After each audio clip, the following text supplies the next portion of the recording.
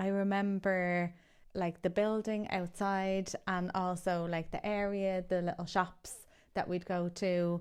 So I was really young, about 4, and I have strong memories moving in and just, seeing the place and everything.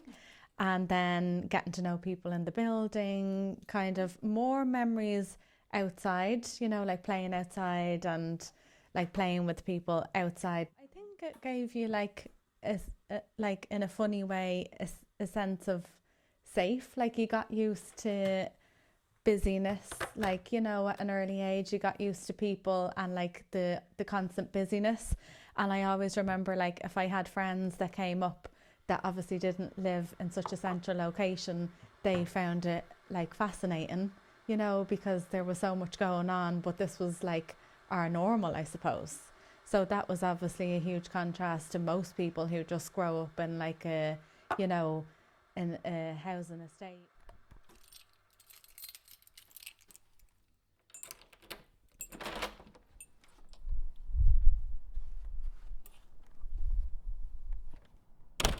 I always thought that we had a little cat, yeah, but he was kept downstairs in the cellar. And then we had the family, and Frances loved it, so she liked it there because she only had to go up the road to get her shopping, yeah, to go up the stairs. We went up the stairs and over the top floor, and we were all up there. And went straight down. I went down to work, and I'd be there all day. And then I'd come up in the evening, and Frances would have fed you and everything else up in the house. You've all had your dinner, your lunch or your dinner. So it was a very long time ago that you were only children. Tom's Irish Almanac and Official Directory, 1862. Tom's Irish Almanac and Official Directory, 1862. Capel Street, 21. John Murray, Merchant Tailor, 22. John Noble, Wholesale and Retail Leather Warehouse, Teresa's 23. Haberdashery, John Abraham, Wax and Tavern Chandler, 24. Richard Pearson's General Ironmongery, Rush, 32 Warehouse, Joseph Walsh, 25. John O'Brien, Chemist and Druggist, 26. William Gibbs, the Watchmaker and Jewelry Warehouse, 27. Patrick Mooney, Tobacconist, 28. Joshua Edmonds, John Shea, MD, Medical Establishment, Gas Fitters, Brass and Iron Founders.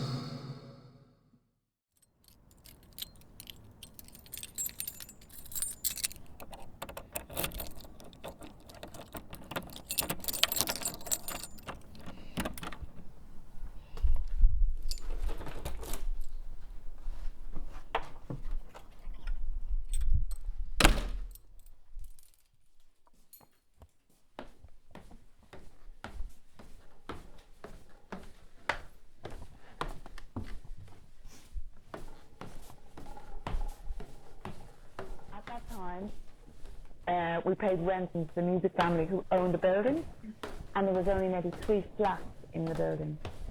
So we'd go in on a Saturday of the beginning of each month and pay our rent over the counter to the guys and girls behind the music counter. And they'd enter your payment for rent into the little green logbook. But yeah, it is 25 years ago. So pretty much anyone who moved in didn't move out, because the rent was very good. We had such a good deal, and we continue to. So thankfully, that's how most of us who are still there after, in my case, 25 years.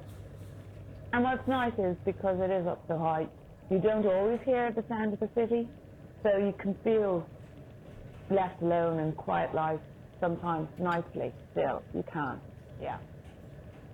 I like the light, the space, the fire, and thought I could make it work. And everything you see now, I've hauled up the stairs, put in, put up. So now it feels properly like my own little cottage in the sky. And I love being up so high. And the street has changed, yeah, massively. There was no Asian restaurants like there is now. And it was becoming, a more cosmopolitan, modern capital city. There's a kind of fair amount of drug dealing that happens outside. I can't remember before that noticing so many antisocial, truly unsettling behaviour. and they began to have the run of the street, and that is what you have now. Cleanliness 4.5, accuracy 4.7, check-in 4.7, communication 4.5, location 4.8, value 4.4. Cleanliness 4.8, accuracy 4.8, check-in 4.9, communication 4.9, location 4.9, value 4.5. About this space. About this space. Experience Dublin to one of its coolest and most central streets. Dublin to one of its coolest and most central street. 2-3 night city break. Perfect for pubs, 3 shops and attractions on your doorstep. This spacious house is ideal for groups and families who want to stay together under one roof. And families who want to stay together under one Temple Far's pubs, live music and nightlife. Temple Far's pubs, live music, short fun stay. It's the perfect guests love the walkable location, clean layout, easy self check-in, clean layout and easy self check-in. I think yeah, there was definitely a really like a mix of popping into local shops, like popping into like the clothes shops, or like, you know, getting to see what was in the area. You know, there was one in particular, it was a lady that ran the shop, and we'd go in and just have a chat with her. You know, like from an early age, I remember that.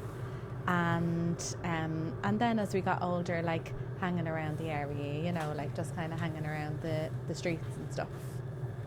And being able to go into town, you know, like go into town and like explore. So there was definitely benefits to it. And obviously like getting to know what was in the area itself, you know, like growing up and like, you know, as teenagers you're in an atmosphere that's like kind of going out-y, and there's, you know, people around and there's like an atmosphere. So I suppose like that's a nice experience. Yeah, so obviously that had advantages. Your feel of the area shifts and changes depending on like your age and stage and stuff. You know, that you might see things that like were dangerous, or there could be like crime very visible, or like, you know, because there was a lot of pubs and restaurants around, so like there could be fighting or a lot of kind of people drinking on streets and things. So like that's obviously not something that everybody sees on a daily basis. So I don't know if that's a good thing to become used to that. About this property. About this property. We are delighted to present this stylish first-floor 2-bedroom apartment on Capel Street to the market. It has been excellently maintained and presents an ideal opportunity to anyone seeking a city centre home or investment property. The living quarters are light-filled thanks to the property's large windows. The convenience of this city centre location cannot be understated. The annual management fee is $2,400 approximately. Viewing comes highly recommended. 36 J.R. Wigan. 37 vacant in 1862. 38 M. Skelding Trimmings Warehouse. 39 Charles Lanigan Bootmaker. 54 40 William Henderson Wholesale Retail Lozenge and Beamish Manufacturer Seat Merchants. 56 vacant in 1862. Law and General 42 Eliza Jackson Paradise Street and State Warehouse. Hugh Moore. 43 Jason Dwyer. 50 General Purveyor General Fruit Merchant. 44 Peter Quinn Confectioner. 59 44 Shop Thomas McElroy and Co. Seat Merchants. Tea, Wine and Spirits Merchant. 46 vacant 1862. Mark Smith. 47 Dealer. G. Hudson Carpenter Builder. Edward Holland. 48 T. Maurice Belchman Captain Trimmings Manufacturer. John 49 Tenants. 50 Robert Baker Tobacconist. Joshua O'Brien. 51 52 John Smithson Importer and Manufacturer of Soaps, Candles, Towels, Alarm, etc. Hotel. William 52 66 Luke 53 Esquire. Wholesale Lozenge.